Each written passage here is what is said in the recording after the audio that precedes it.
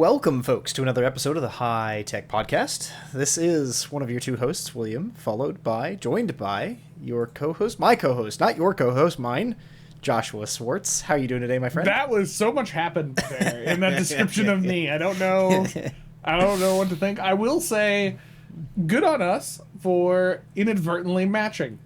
We did not try that today. There we go. That was good. Look at us. We got this baby blue vibe going on for the High Tech Podcast. Unless your shirt is not that color. Not at all. Is your shirt a different color? Yes. What's your shirt color? Like white-ish, off-white. Okay, so it totally doesn't look that color on my screen. It's probably the color. Like it's probably like the now the I blue can see light. it now that you said it, but like it looked. As I hit my mic, Maybe new it's here, because folks. of the wall behind you, because your wall's blue. Maybe that's throwing off the color. I don't know why I'm so intrigued by this, but I feel like I just want to have. Clearly, how we bring listeners in is we have Will highlight his shirt with light.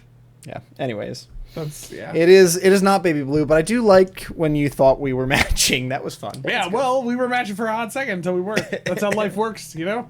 1 second you think you're matching, next second you're like, nope. That's it. I guess we can't even be friends anymore. It's That's done life. right there. Yeah. Can't even match your shirts. I did walk into breakfast last week with some guys, and the friend that I walked in with, we were literally top to bottom matching. We both had maroon, cute. We both had navy, and it was a little gross. Little gross. I was wondering how we managed to do that. But aside from colors and matching, which I'm horrible at, I'm very good at the game Hues and Clues and Hues, or Hues and Clues. Hues and Cues. Cues and Pews? Hues and Cues. Is that the Catholic version? Hues and Cues. I don't nope, not the Catholic version. That's a different game. That's a different game. Entirely. We should not touch that anymore. Nope, and neither should they. Come on. And here we are, folks. I'm sorry. That's verging on the side we don't do on the podcast, but that felt too perfect. It's practically High Tech After Dark, and we've just started 2.5 minutes into the episode, and we're on a I might actually get edited out. This is my. I've never edited anything more than me accidentally saying a curse word, or a guest. We've had a few guests here and there. Or that one time that year I joined a cult, we edited out a lot. No, I'm just joking. Actually, okay, quick High Tech Podcast recap. Here we are in episode 207. I can only think of, let's say, 3 instances where I've had to seriously edit something. Like, there's times where I've edited stuff because we've had clips that go wrong, or like whatever. Stuff happens, like technical issues.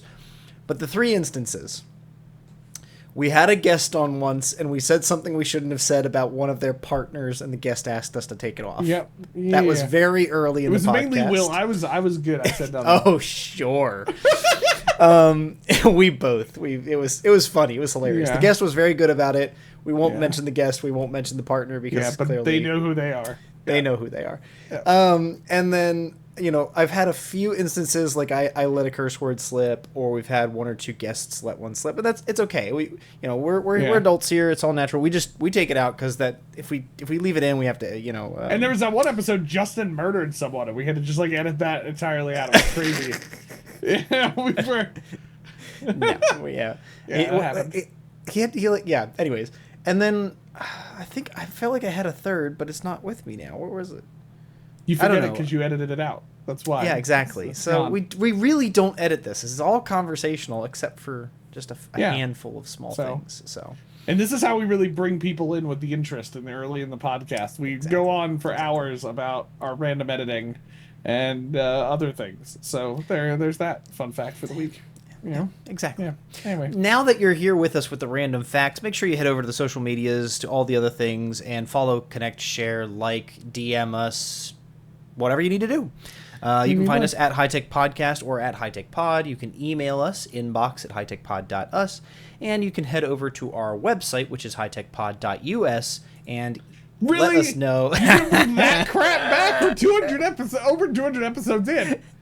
You literally just said it in the email. You said it the right way. It's not us. Don't bring this debate back. It's just so fun to get a rise out of you. It's so easy. It's like I can use the hi-hat joke or I can use the US and I've got your attention. Yeah. Well, A lot of us laugh at the U.S. right now. Wow, we are rolling tonight. I'm on fire tonight. This is... Stephen Colbert is not, but wait, he is. He is. Oh, anyways. On fire? Wait, what? He got fired? Well, no, I know he got fired, but like, sorry, yeah. It was a stretch. Why are we going in these zones? Sorry, there's so much. I haven't had anything to encourage this. This is just pure old Will brain. It's just happened. We should probably go into the episode.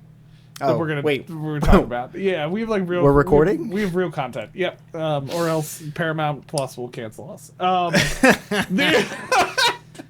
This episode of the High Tech Podcast, episode 207, we are going to do a little bit of a Technologists React. So it's not necessarily as scripted or produced as some of the people react things on YouTube or whatever. I thought you were going to say as our other episodes. As our other episodes, which is so well scripted. It's not quite as polished as our other content, which is known for its pristine editing.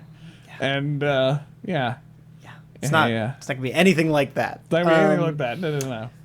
But no, so we are going to each kind of give up a little bit of a use case we've been dealing with related to AI, and we're gonna riff on it. We've got to find out, what's the good, what's the bad, what's the ugly that's happening with AI. So and we've said this time and time again, but Josh and I are using this stuff every day. I spent probably 6 hours of my workday wrestling with AI today, and you'll hear a little bit more about that as we dig in. But because we do this so often, we are experiencing the good, the bad, and the ugly. And so we want to give out some of those ideas, share some of the fun, some of the laughs, and hopefully save you from some missteps, but also encourage you to consider some new ideas. And have a good time while we're doing it. We did not come up with any fun rating system or Miro board this time around. Just gonna go off the cuff. Will and I are getting older, guys. We gotta run out of this. Josh is getting older. I'm reverse aging. You're reverse younger aging. and younger. That's what. That's all it takes. Anyway, but so we're just gonna kind of share. Will and I have come each with 5 examples. We have not looked at we've kind of seen each other's in the outline, but we have not extensively looked at them. And each of our examples will need more context, because they're literally just phrases that don't really give a lot of information. Some of them do, but I'm thinking, well, here's how we handle it. Okay? I give one, you give one, I give one, you give one. Wow. I know, it's like, listen, this is what they hire me for. This is a really great system. The big ideas, they're like, this guy, he's got them. He's got the ideas. With such a great system in hand, get at it, man. What's our first use case? Okay, so my first example, okay? Let me set the scene for you, okay? Come on in, everyone. You're at a conference for educators with AI, okay? And you're pulled together in a little huddle group to talk about... I'm probably revealing way too much information that I shouldn't be, but it's fine. You get pulled together in a huddle group, sharing how you're using AI, okay? And good old Josh, being the guy he is, who can't stand silence for too long, so I of course had to take command of the group and start with my example of AI usage and where I draw the lines and things. And may have said, I of course draw the line at just having AI grade things and provide feedback without any human interaction. And the next person after me goes, well, my example is the thing he said I'm not supposed to do, but I'm going to share it.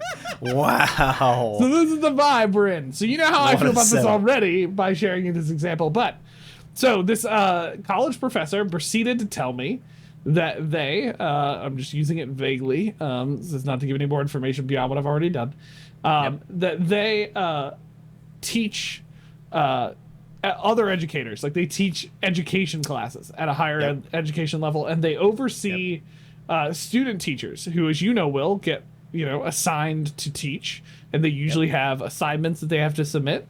In this case, journals and reflection activities on what they taught that week and what they learned.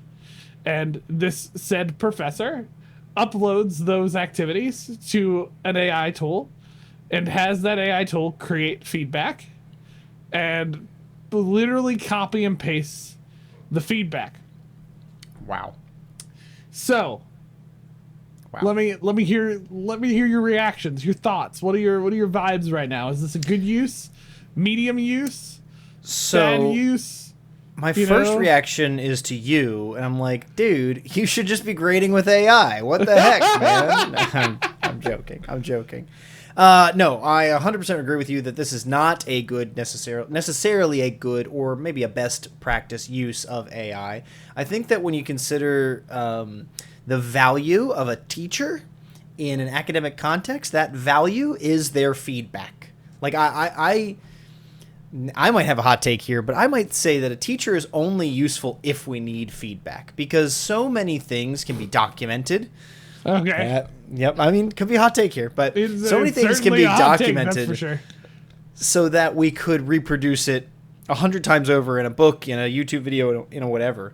But the thing you don't get from documented procedures, right? This is how you do something. This is how you teach. This is how you make tanks. This is how you become an accountant, right? The things you can't document there are improving based on feedback. And that feedback comes from someone who's done it already. It comes from someone who has experience. And you know who doesn't have the experience? AI. AI does not have experience. It has data. And that data is flawed, or it can be biased, or it can be bloated, or it can be, it may not, we're trusting AI to have information about whatever question we're asking it. But what if AI does not know how to make a tank? Then it cannot provide you feedback on making tanks. I like the tank example. It's a real life example for Tanks 101 that Will and I are designing right now. So I'm gonna hold up. I'll hold up my little broom and say I would like to sweep this instance off the carpet here, because that is not my idea. There you go. Josh is going for his broom. I got a little broom too. Will and I both have these brooms. Mainly because I think I got this, and then I recommended a little broom for your stuff, right? Yeah. Yep. So let me. So if something's an acceptable use, I say it gets to stay. But if it's not, I think it gets. If it's not, needs to get just swept off. We sweep it off the screen. Okay, I like this vibe. This is good. I'm sweeping this one. Gives me something to play with while I'm sitting here. Okay, you sweep it. Do you have a rebuttal, or do you like? Is that a good line? I obviously super support this. No, I hate it. It's stupid. Don't do it. Don't. I don't know. I entirely agree with your hot take that the only thing a teacher has to offer is feedback. That's a different take, but that's not what we're here to debate. Not the only thing, but it's just that is such the value add. You heard it here, right? Teachers. Those listening to the podcast. Will doesn't think of anything of value beyond feedback. He leaves higher ed for 4 years, and suddenly he hates the whole institution. Corporate now. He's out here. Jeff Bezoing around saying teachers will be replaced by AI in a few years. I wish. Sorry. I wish I had his money. Yeah, that would be good too. Yeah, that would be great. We would be this podcast would be way more professional. Anyway, okay, your example. Your first My first one coming up. So one of the things that's very popular in operations these days, in administration and operations, like technical systems and stuff, is integrating them, right? So if I have a student information system, I want it to be integrated with my learning management system so that the student records and the enrollments and everything come over automatically. This is nothing new. Integrations have been around since the dawn of the internet. Everything you look at on the internet is practically an integration of one sort or another. But for this Microsoft.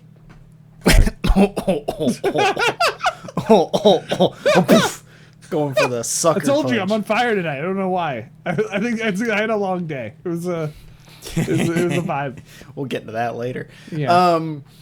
So my use case would be just using AI to figure out how to write APIs for yourself. I hate it. Sometimes people have had to pay, third parties or get experts or engineers in here, and there's nothing wrong with that. But AI can do it pretty quickly. Yeah. A friend and I just got together on Friday, and he showed me how he wrote one for his use case, and in about an hour and a half, I had written up one myself. I still need to troubleshoot it. It's not working perfectly, but it would integrate Google Sheets and Docebo, my learning management system. Now, Google Sheets may not be Josh's favorite. There's so many better tools than that. But I need a starting point. There's another chosen one out there. Air table. Let's Notion. start. Yeah, it's just up in the air. Floating around. Just wow. Just we haven't had out, to do transitions like that in a long time. Yeah, handing out happiness. So that's my use case. Writing APIs with AI. Wow, okay. that's lots of A's. That was a lot of things going on. There was a lot of acronyms. Anyway, no, I would have sweep this away. It's stupid. I think people should pay more. I think people should pay more money for integrations. Spend more time manually copying things from Google Sheets. Absolutely. And, it's good for the soul, actually. Yeah, right? I poo-poo on ease. That's what I do. Nobody needs ease. Nothing should be more efficient. Yeah, nothing be more efficient. I'm obviously joking. I love this idea. In fact, Will put on the board that we should have, because I know who you're talking about, your friend. We should have him on the podcast to walk us through how he did what he did, and give us some thoughts. I think that'd be a cool idea. Because I obviously greatly support this. We also use AI to do some API stuff, and we've been doing more of it recently. So I am a big fan of that. So on the board. Yep, there we go. All right, easy. We got one sweep. We got one win. Let's go. You ready? You ready for number two? Two? So this is a personal one. This is a personal one. Okay, so we're settling a debate for my wife. So she was posting a social media post on the gram, if you will, and she had run out of real photos of the golf course to use for this. So she AI generated a photo of a golf course for her post for the background. Okay, and I don't have a strong opinion either way. I'm gonna be honest, but her brother thought it was stupid, so we're settling it here. Okay, so are we sweeping this use case away, or are we fans of it? So I do not have the post as an example either, so I don't know how good of a generated image it was. We shouldn't. I don't think we should do that. We shouldn't touch that. So here's my thought on this very specific use case. Generally speaking, or general acknowledgement, I don't think it's an issue. I think it's fine. However, I might side with Sam's brother in this case and want to sweep this one away because Sam is regularly on the golf course and Ben lives on it. Like, someone can just go take another picture. Like, that's not too hard to do. Now, if it was fun, if it was like kind of one of those things, like, I want to see if I can do that. It wasn't like a post to like come look at our amazing golf course. It was like a background behind something else. Right, you know what I mean? She wanted the little flag in the background with like she wanted like a thing. I get it. Yeah. It was like it was like on a poster or something. Yeah. Anyway, I love that. There you go. Okay. Well, there you heard it, Sam. Will hates you. No. I appreciate your effort. I think it's hilarious. Yeah, it's totally it's hilarious.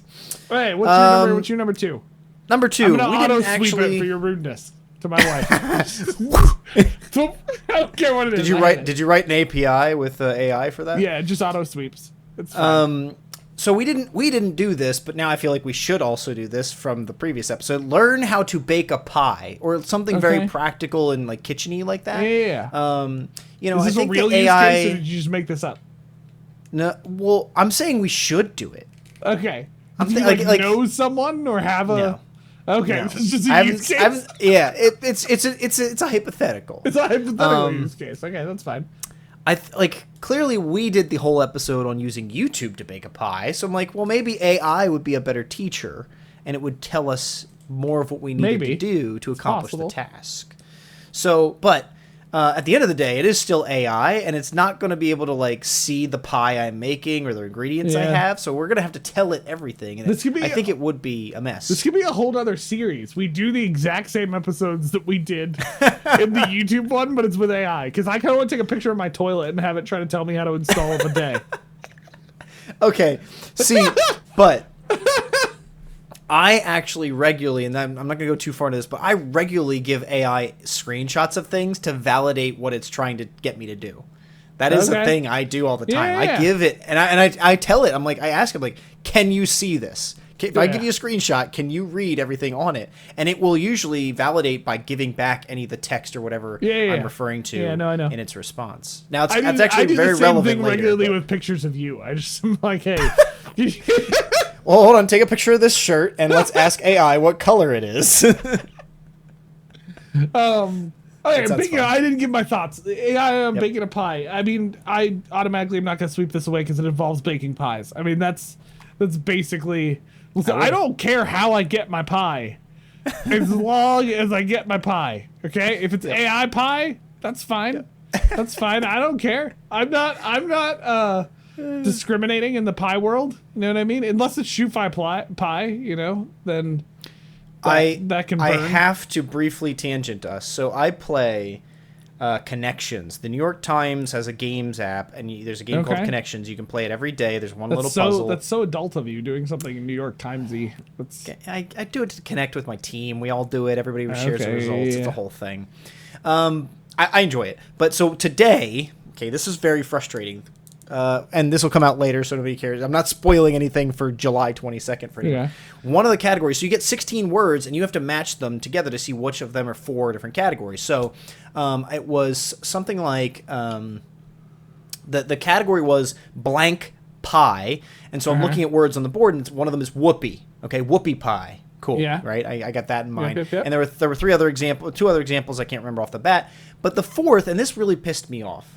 The fourth was something called chess pie.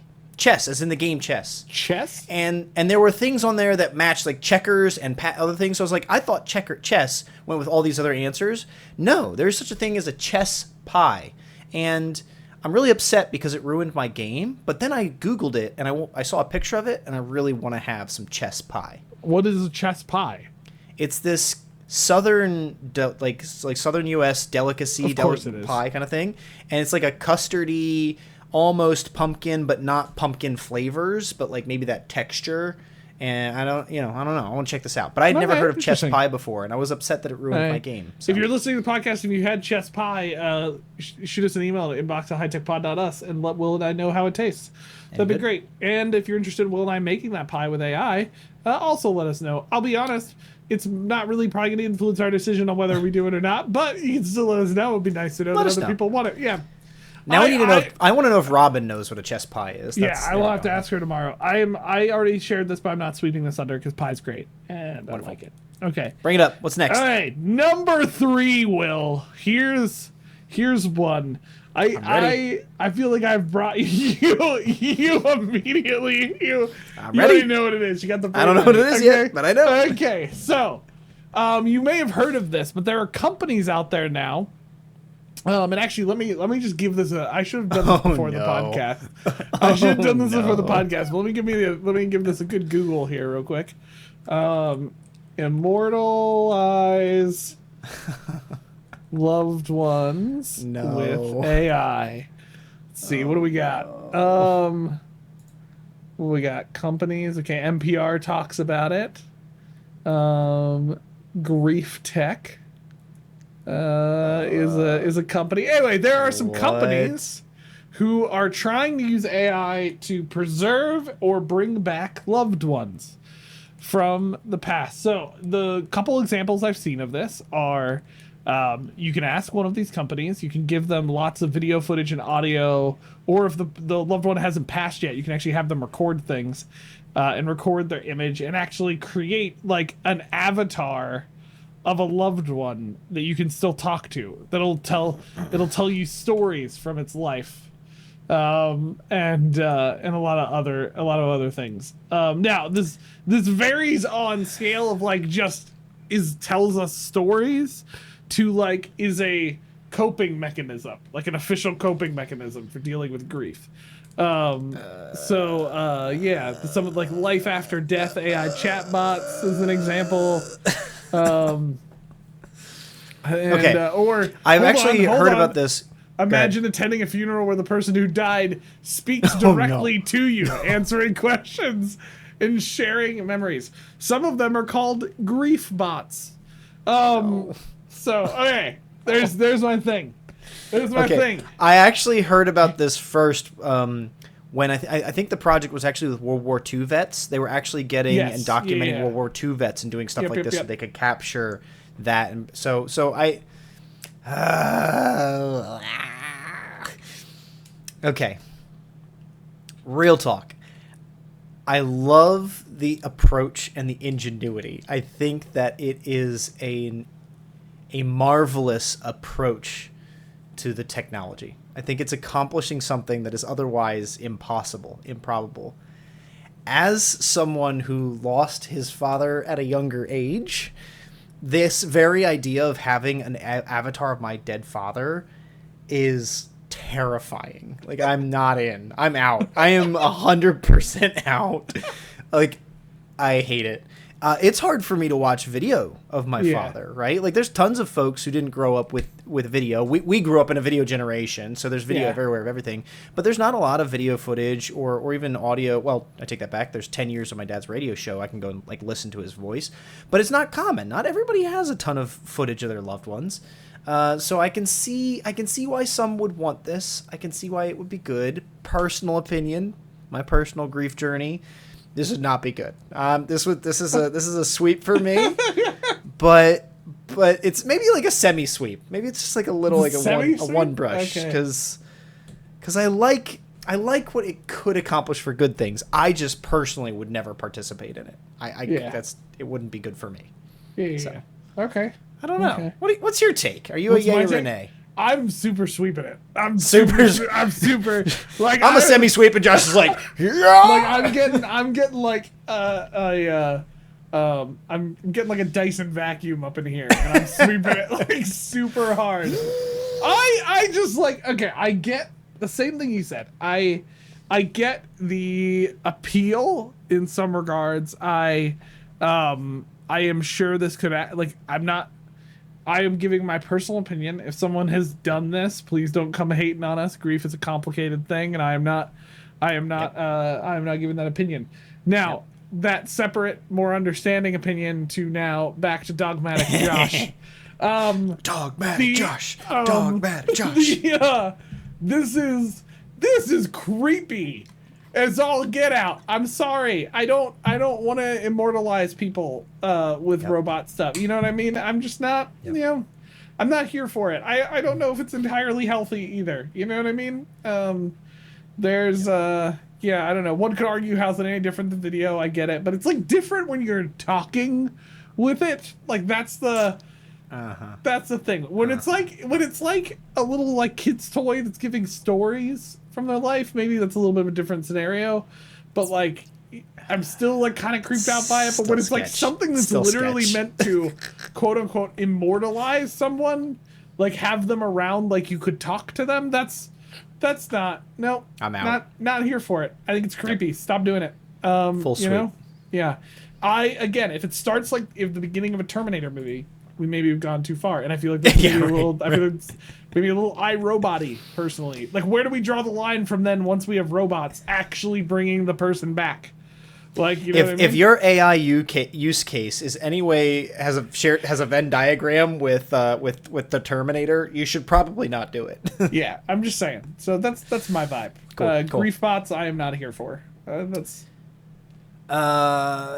Pass. So my third one is it's kind of a use case, kind of like happens all the time with AI, and I kind of love it. So I've had some situations where AI gets sassy with me, and it tries to talk down to me, and I don't know if it's something where we need to be better about our prompting or how but I'm not okay with AI getting sassy with me. This is so I'm putting this up there.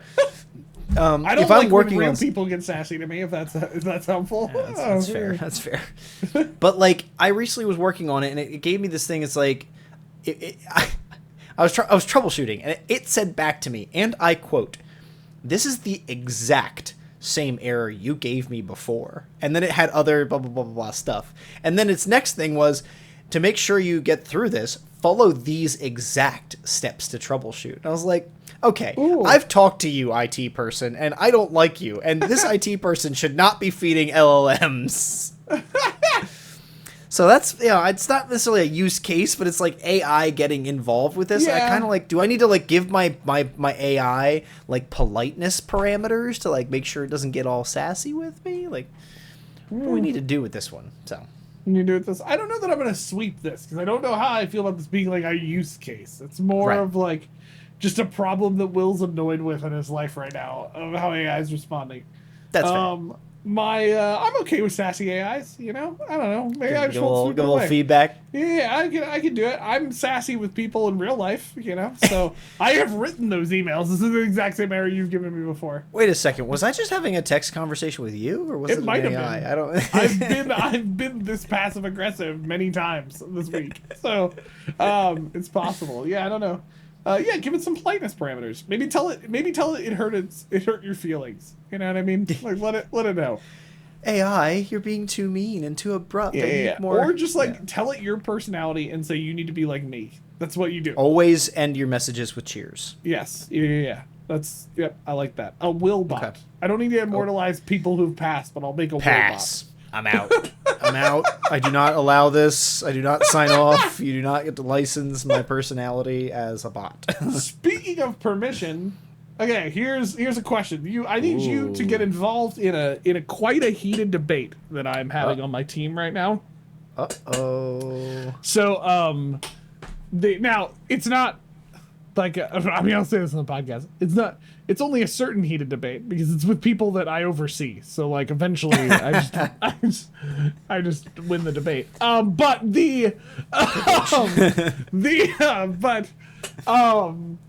So here's the debate, right? We are genuinely looking into like what it would take to do like stuff like Synthesia where we've showed, and we've had some conversations about would we ever cross the bridge with permission from the people, sign permission, all of that stuff, with generating avatars of people for videos, like that type of stuff, right? Would we ever enter into that space, right? So it's a heated debate because there are several people on my team who surprisingly, this genuinely is a surprise to me. They're like super against this, right? They're like really, really against this.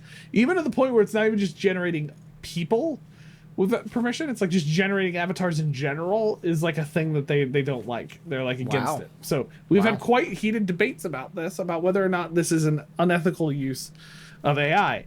I have debated that it is no different, in my opinion, than a person being recorded on camera in the video and talking, because the argument that often is made is, well, it's just different when it's not a person there. But I was like, nobody can tell it's not a person there. They're pixels of a person. It's different. Right. And is generating just the new version of pixels of a person.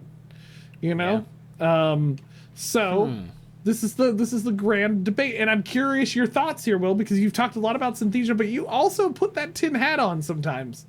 Or aluminum. I need a tin hat. Yeah, I need a hat for the aluminum podcast. hat. So I feel like I'm curious your thoughts. This is good. This is fun. This is tough. I personally would never give permission for my likeness to be made into an avatar. Like, you would have to pay me $1 million, $10 million. What if it meant you were going to be in Star Wars? You know I don't mean? care. I don't do care? not. I mean, like. But what if they offered, like, what if we're in, like, sorry, this is diverging for a second, but what if we're in an alternate, like, reality where they do offer you $10 million? Like, they offer you $10 million, you get to be in a Star Wars movie, your AI avatar is going to hang out with Mark Hamill. You know what I mean? Like, what is... Only if I also get to meet Mark Hamill do I agree and do I consent. Oh. I have to go back for 1 second. I have to go back. The immortalizing past loved ones, that makes me think of Fall of the House of Usher, and that is also why I think this is not a good idea. Okay. You know what I'm referring to? Yeah, I know what you're it's so creepy. Because if they're immortalized, they're always there. Anyways, avatars, real people, permission. So, personally, I wouldn't do it. Maybe in the case that I get paid $10 million. If I get paid $10 million, I get to go do whatever I want to do with my life. You know what? If they want my face, mazel tov, have it. I'll get to go, I'm going to go invest my $10 million. I'm going to retire early, live the rest of my life in leisure. Maybe. So personal, but like, let's put you on the other side now. you're building videos and some schmuck has signed himself away as an avatar. Josh, don't call yourself a schmuck. I'm okay with it. No, perfectly fine. Yeah, like okay. like if somebody consents, I like Synthesia. I think it's really practical. It's really useful. There's such a time and cost savings with tools like this. So if someone consents, if someone's down with it, I'm okay with it. You know, James Earl Jones did all the voice recording and signed over licensure to allow his voice to forever be the voice of Darth Vader. That's an amazing thing. That in some ways I actually consider to be quite selfless, because I would expect he values what that voice means to the world of Star Wars. Yeah. And he knows by providing it, Darth Vader can live forever. And that's pretty generous. That's pretty cool. But again, it's down to each individual person. So if someone's down for it and they want to do it, great. I would not be okay with something like a university saying, if you teach for us, you must do this. No. That is not okay. No, we're not even in the ballpark of suggesting that type of scenario. But you know what I mean? Like if that permission becomes tied to employment, no go. Yeah, no, Pass, I would agree. I don't think anybody but- should be forced to sign off on that. But like, Right. if somebody But did, if somebody or, just like, wants to do it, Yeah. cool, go Okay. for it. All All right. good. There Love you it. go. Win. Will would not do it himself, but if a schmuck like me did it, he would take my likeness and use it to his heart's delight. Yeah, we're gonna use you for the podcast or something. Can I just like? I never AI said I'm generate doing you? it. I think there's like a belief that I would sign it. No, but I would probably use other people's avatars. I don't. I have no. Yeah. Yeah, I don't know. I'm it's I am obviously coming from a side from a bunch of different perspectives, but like I really think my argument is we keep putting this like false emphasis on the person doing the recording. But like how at the end of the day, how has that been any different than an avatar generated? Sure. What? Because they took the time to make the video? Right. In a decade ago, people would have argued that video recording wouldn't have been good enough because they weren't there in the room with the person. Yeah. Absolutely. You know what I mean? So like, how is this any different than just an evolution of how we produce content?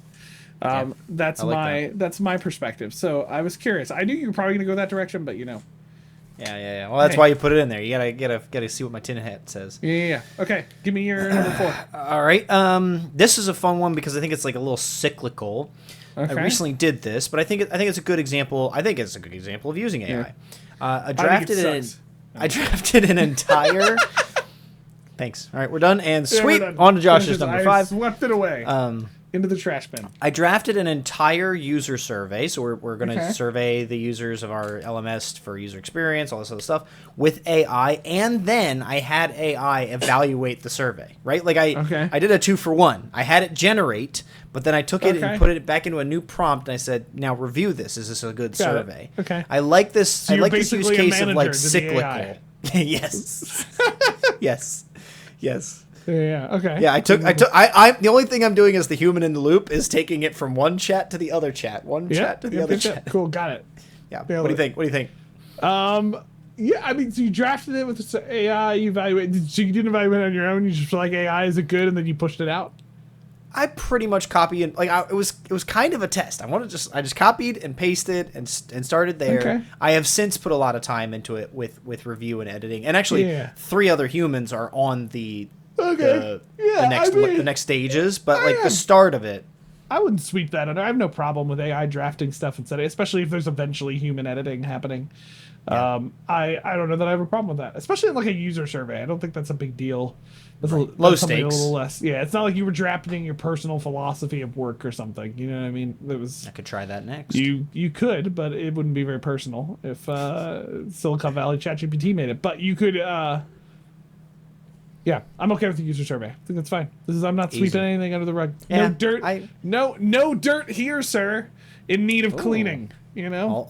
I'll clean ourselves already. Yes, No dust. broom is on the ground. That's what that is. It's actually on my desk, but it's different.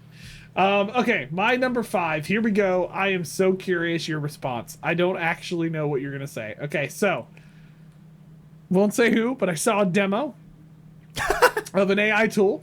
Okay, that the person was generating full-out courses with AI, literally just tying in their content, putting in a prompt, putting in some parameters, and hitting go. And this said person was not actually really editing the course that much. They were literally producing courses with AI almost entirely.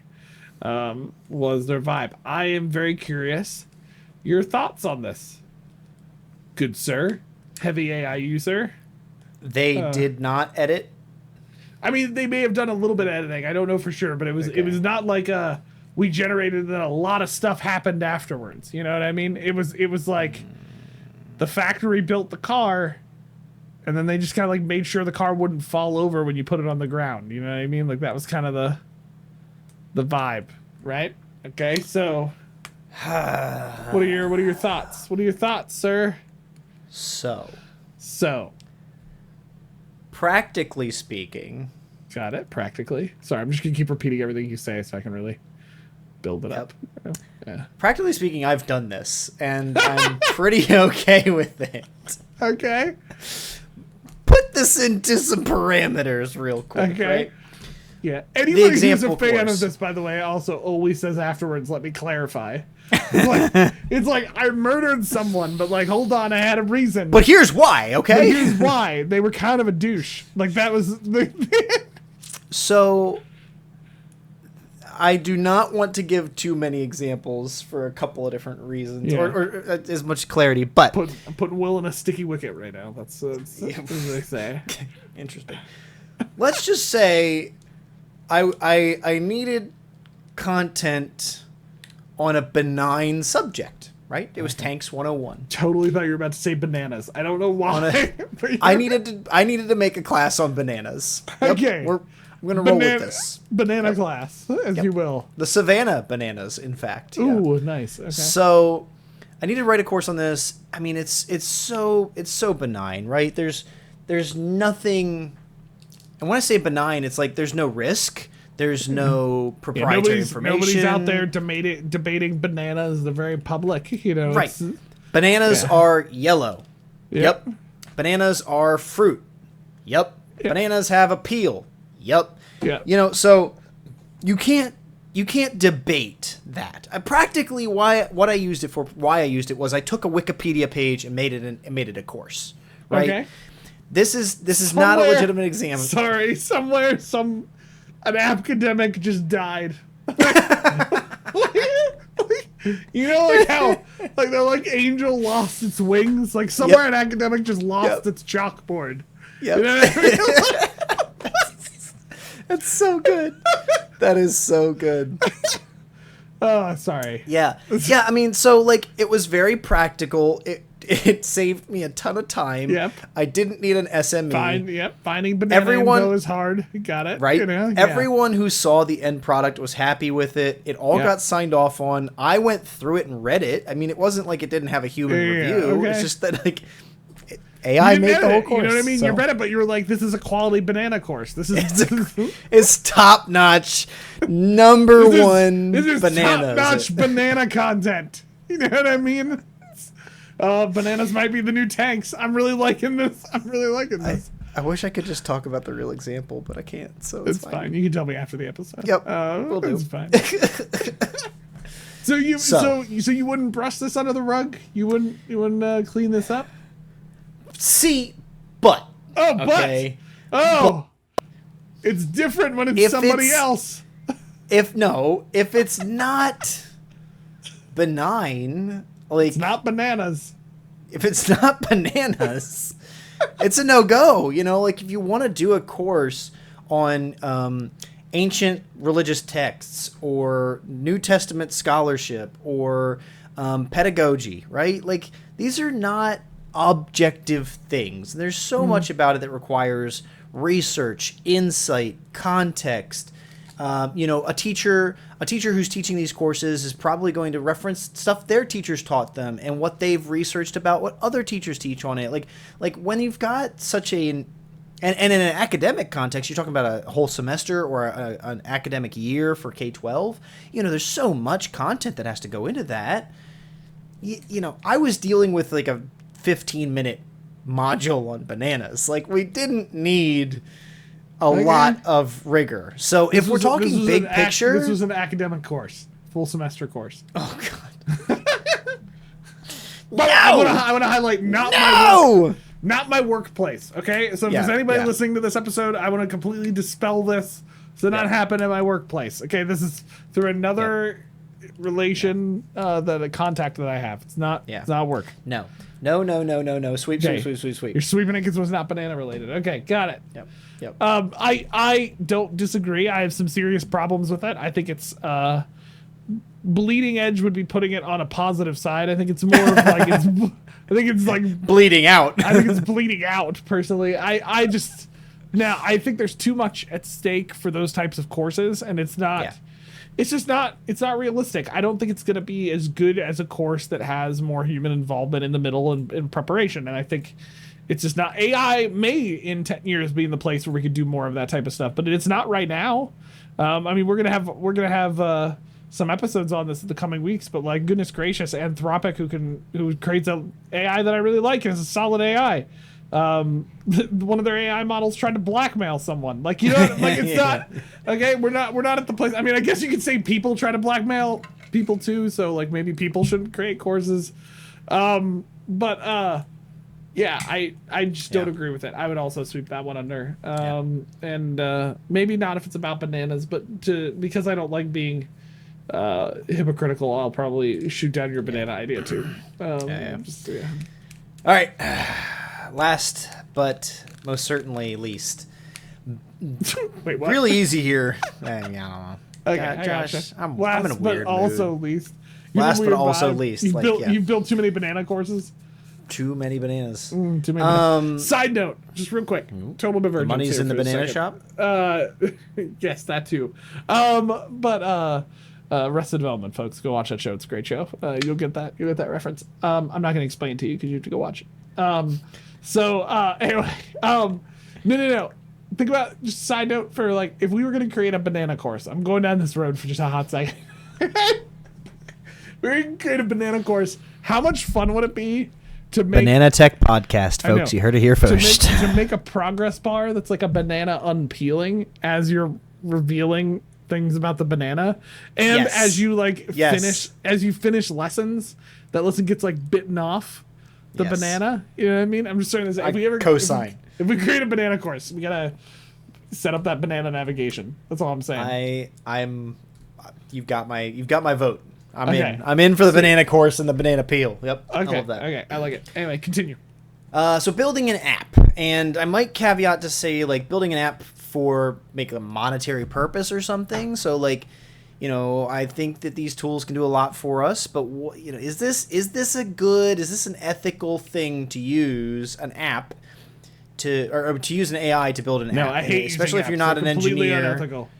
Well, you're not an engineer, or like I'm not an engineer. Like, is it right? Is it wrong? I've got more context for this, but I feel like I want to just leave the question, let you get into it, and then we'll talk context. So Will's already kind of told me a little bit about this, but I feel like because I haven't swept enough away, I just have to be like, no, I hate it. Sweep it away. It's done. No, I mean, it's fine. I think it's fine to use AI for coding and building. I think the one thing we need to be careful about is like, as we're using it to build like professional stuff, that we're not having it build stuff that we eventually can't maintain and fix, especially if you're like building it for your organization.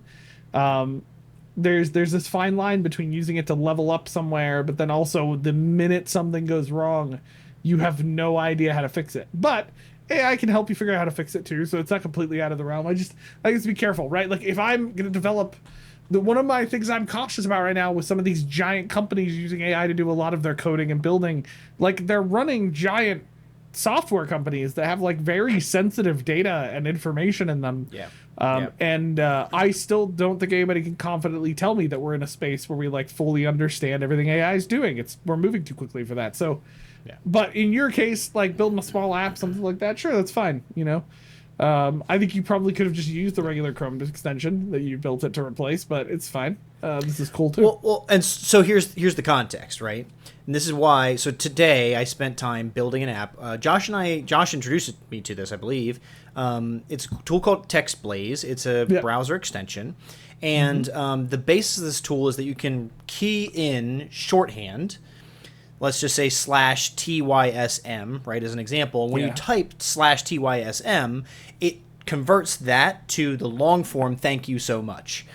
Yeah. That's a very simple example, but like imagine not wanting to spell your email address every time. Like my email address is really long, so I just can type a shorthand and boom, it populates the email address for me.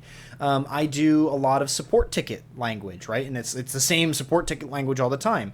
I unfortunately don't have administrative control of my Zendesk, so I can't like do custom work in it. I was gonna say, so, like ours has like auto responses and other things like that in it. That we build in. Yeah. I can't do that yet. I'm working on maybe getting there. So like if I want to say hey, thank you for reaching out, we'll be in contact within 24 hours. I have been using my clipboard for that, and it's kind of annoying.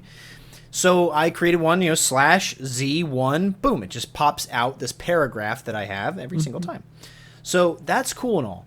But what you're doing with an app like that is you are giving it permission to see all text you type on screen at all times. And that is a permissions issue. That is a security and safety issue. Now, if you don't feel like you're typing anything sensitive, then it doesn't matter to you. But I do know my company, my day job, cares very much about these kinds of things, and I could see it not getting approved, or just being a large concern, or not being approved if it's in a free license. They might want to make sure if we're using tools like that, we have to pay for it, have a non-disclosure agreement, all the stuff that goes into that. Then like, that's too much. So by building one locally, I knew that the data wasn't going to go anywhere except my machine. That's really the number one reason why I decided to build my own version instead of just using the extension, was I knew there was no external server involved with it doing the work. So that's my justification. Why that I think is important to the use case, though, is these are the things I couldn't figure out while building it. How does that work? How is it looking at the text I'm writing? Why is it doing it? How do I troubleshoot when it can't see the text that I'm writing? Because I'm having that issue with certain things. How do I make sure that how do I know? I do not know that AI did not put some sort of injection into the text. I don't know that AI didn't write something that's sending my data out somewhere to be checked. I don't know that, right? There's not necessarily any way for me, without the technical and security skills, to validate that the app is still secure. Thankfully, I can turn to my internal IT teams. They were interested in this idea. I shared my repo over to them. They're going to evaluate it and let me know that it is or isn't safe, right, to continue using it. But like that's where I actually am maybe on a little sweep on this myself. Like, be careful. Be so careful if you're doing this. You could build the app and AI could send the data to some server for you because it's doing you a favor, and you don't realize that it's giving your data to somebody or something, right? Like you don't know. If you don't know how to code, you don't know what it's doing, and that's a scary part. So it's gonna save me time. It is a good thing. I like it myself, but you got to be careful. You won't know what's going on in the background. So okay. I don't know if that changes your opinion in any of that context, but that's my idea. Yeah, I was researching a little bit on the TextBlaze stuff while you were talking because I was curious on that solution. I'd have to dig a little bit deeper. Do you actually have their documentation that says they're actively reading everything on your computer? So this is what I learned while running the app today, right? Okay. When it's working in my app, I'm not saying that this is what TextBlaze is doing, but my app is running in the background at all times. It's a whole component and functionality. I had to make a whole separate file for it. I had to like read through how that. I was curious. I read through what it's doing. So it is watching for any keystroke that I make. Yeah. And it's evaluating if that keystroke can do something. Now, the parameters that I know are in place is that it's only watching for keystrokes in specific text editors, which is cool. So I don't know all the technical stuff, but there's certain kinds of containers that it's watching for, and it's those containers that it's tracking my text. If I and if I'm outside of my browser, it is not tracking any text that I'm making. So if I'm in Slack, if I'm in Notepad, if I'm, you know what I mean, if I'm not in my browser, it is not checking stuff. It also told me that it like if I wanted to if I'm typing in like a URL at the top, it actually can't track the browser itself. So if I'm in the settings of the browser, if I'm in the search bar, it can't track anything. It's literally everything from your bookmarks down. It can track every keystroke you're making. That leads me to believe it can track your username and password if you were typing in one of those text fields, if those text fields are eligible for the background search. Yeah, so I will say, this is a complete aside in the podcast, but on a quick look, the co-founder actually responded to this question from about text plays. Great. And they specifically note that I don't know how the tech works, but all of their snippets are locally synced, so it's not ever actually leaving your computer. Sent to the It's not going to an outside server. So they are not actually watching your responses. It's a local software thing. Yeah. Like, so, and it looks like SOS or SOC2, they were SOC2 audited and have a complete report. Yeah, SOC 2. Great. Report and audited. So if you don't have to build this for yourself, it does look like TextBlaze has actually thought of that problem. Well, again, my company might have rubber stamped it. It might have been fine, or they might have said no way in hell. I don't know. I literally was just like, it's not worth that time. I wanted to take this skill and practice it. I'm not saying don't build the app. It's a good thing. thing. Out of curiosity on the TextBlaze side got a little divergence. Anyway, okay, well, I don't sweep that under. I think that's fine. I think it's use the thoughts. I think our takeaways are don't grade students with AI. Take more photos and less generation, you know? Yes, Sam. Please forgive me for saying it this way, but I'm gonna have to leave dead people dead, and then generate other schmucks, not yourself. These are sorry. I'm just giving my takeaways. I love it. Don't generate full courses unless they're about bananas. Okay. Writing APIs are cool. Baking pies are good whether you're doing it with AI or yourself. You know. Will doesn't like Sassy. Build those user surveys, and then I don't know, build apps. I didn't really have a good last takeaway. I felt like it started to devolve as I got farther along, mainly because I hadn't thought this carefully. I just started this and started going, and then just decided I was going to keep going. So respect. You know, I you felt stuck like the landing. I kind of did. We don't really have a solid call to action in this episode or anything. It's kind of fun. If you have other AI uses that you think are crazy that people should not do, and you want us to talk about them on the podcast, please hit us up. Let us know their exact name, social security, and address, and we will. Just joking. I'm gonna sweep that one. No. But seriously, if you have AI usages that you're curious about our takes on, please hit us up at inbox@hightechpod.us, and we would love to hear from you. Again, just also a reminder, you can find us on all the socials, either at High Tech Podcast or at High Tech Pod. I'm not going to take the joy away from you of finding that for yourself, so go find that online. Make sure to subscribe and follow us on whatever podcast platform you're listening to. It really helps us out. Go check us out on YouTube. Make sure to subscribe to our channel. Leave a comment or two. You know, we've had a couple people comment and disagree with things we've said recently. Surprise on you, folks. We actually like that, so go do that. Go respond to us on YouTube and let us know what you're thinking. And also a reminder, hightechpod.us. Make sure you check that out. We leave lots of fun resources, links to books that we talk about, articles, things like that are all in those episode pages. So make sure you go check that out. All right, folks, this is a wrap on another week. Empowering minds. Embracing tech. Cheers. Cheers. Buckle up, let's ride the wave. Future's calling.